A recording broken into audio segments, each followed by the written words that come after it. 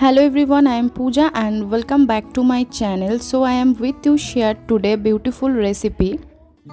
So তোমরা কিন্তু অনেকভাবে পটলের দোরমা ট্রাই করেছো চিংড়ি মাছ দিয়ে বা পটলের ভেতরে যেই দানাটা থাকে সেটা পেস্ট করে কিন্তু পটলের দোরমা অনেকভাবে ট্রাই করেছো বা নারকেল দিয়ে ওসব ছাড়া কিন্তু আজকে আমি শুধু ছানা দিয়ে পটলের দোরমার রেসিপিটা তোমাদের সাথে শেয়ার করব। আই হোপ তোমাদের এই রেসিপিটা কিন্তু খুব ভালো লাগবে। তো চলো রেসিপিটা শেয়ার করা যাক।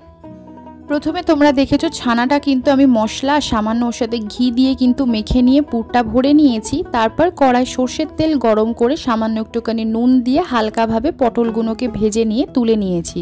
সেই তেলের মধ্যে শুকনো লঙ্কা জিরে ফোড়ন দিয়েছি। তারপর মশলাটা আমি কি করেছি, রসুন আদা পেঁয়াজ কাজু পোস্ত সাদা তিল এগুলো তেলের মধ্যে ভালো করে একটু ফ্রাই করে নিয়ে দেন আমি মশলাটা পেস্ট করেছি, সেই পেস্ট করা মশলা দিয়ে দিলাম। দেন এটার মধ্যে আমি কিছু গুঁড়ো মশলা দিয়ে দিলাম। মশলা থেকে যখন তেল ছেড়ে আসবে তখন কিন্তু ফেটিয়ে রাখা টক দই দিয়ে ভেজে রাখা পটলটা দিয়ে ভালো করে মিনিট 5 কষিয়ে নেবার পর সামান্য একটুখানি জল দেব।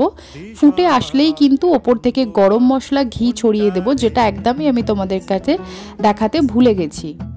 সো এইভাবে তোমরা কিন্তু রেসিপিটা বাড়িতে একবার ট্রাই করে দেখতে পারো। খুবই সুন্দর একটা রেসিপি, খেতে খুবই ভালো লাগবে। তো আজকের রেসিপিটা যদি তোমাদের ভালো লাগে লাইক করে দিও, কমেন্ট করে জানিও আর সাবস্ক্রাইব করে কিন্তু পাশে থেকো। বাই।